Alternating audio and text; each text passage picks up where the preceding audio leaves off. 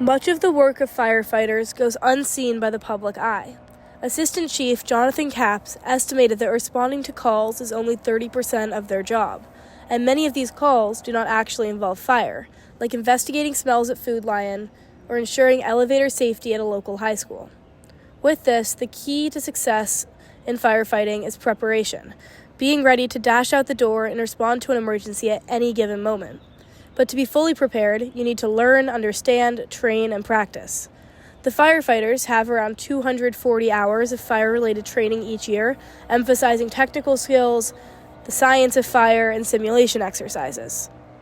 First, the firemen have classroom training, where they learn how to perform skills such as lifting and moving ladders. Then they have practical training, where they practice these skills and expand on their classroom learning. The Hillsborough Fire Department carries out much of their practical training at their facility in Chapel Hill. This training facility is a curated structure of shipping containers that are manipulated to simulate a variety of training situations. One training exercise is the flashover simulator, where the firefighters sit on the floor of the container while a fire is lit on a raised platform next to them. As the container heats up and becomes filled with smoke, the firemen study the behavior of the smoke, flames, and temperature. This prepares the firefighters for navigating smoke and predicting fire behavior in emergency situations.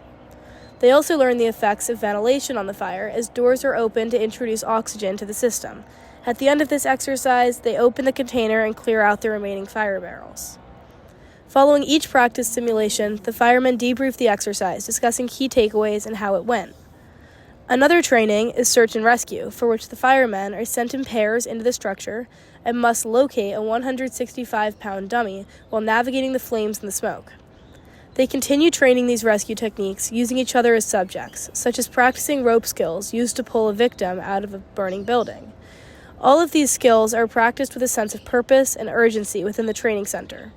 As this prepares the firemen for real-life application of these techniques and ensures that each firefighter has the skills to follow protocols in real fire settings. Furthering the preparation for real emergency settings, Hillsborough's fire department recently carried out 2 live burns. The first of these took place on St. Mary's Road. Following lightning strike damage to their home, the Godfrey family donated their house to the fire department for this exercise. Before the burn, the firefighters did visits to the home and discussed how it would react to the fire. They meticulously carried out walkthroughs, observing what would burn first and what was potentially hazardous. On February 24th, the area around the home was transformed into an all-hands-on-deck fire training exercise. Fire Chief Jeff Cabe began the process by lighting the fire. He explained what was going on and taught about the science behind it, discussing the nature of the fire and the movement of the flames. As the fire grew, firefighters were stationed, ready to respond. As stated by firefighter Vance Ballard, moments like these are important to testing how well you know your fellow firefighters. You need to be able to predict how each individual on your team is going to react when looking into the flames directly in front of them. As fire engulfed the home, the firefighters worked hard, both as a team and on their own, to practice their skills and gain confidence in their abilities to act in an emergency. By the end of the burn, each individual was able to walk away knowing that they are prepared for real fire situations. Viewing the burn was extended to community members and families and was truly an educational and eye-opening opportunity for all parties. At the end of the day, the full department gathered and reflected on the burn. Just last weekend, the Hillsborough Fire Department set yet another live burn.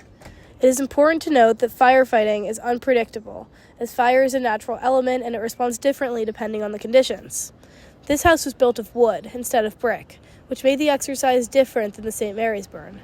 With this, the live burns are incredibly dynamic, with many moving pieces as teams take their turns, controlling the fire inside the structure, working outside the structure, and debriefing. These team reflections allow the firefighters to discuss how things went inside of the building, including what they noticed about the fire, what they did well, and where there's room for improvement.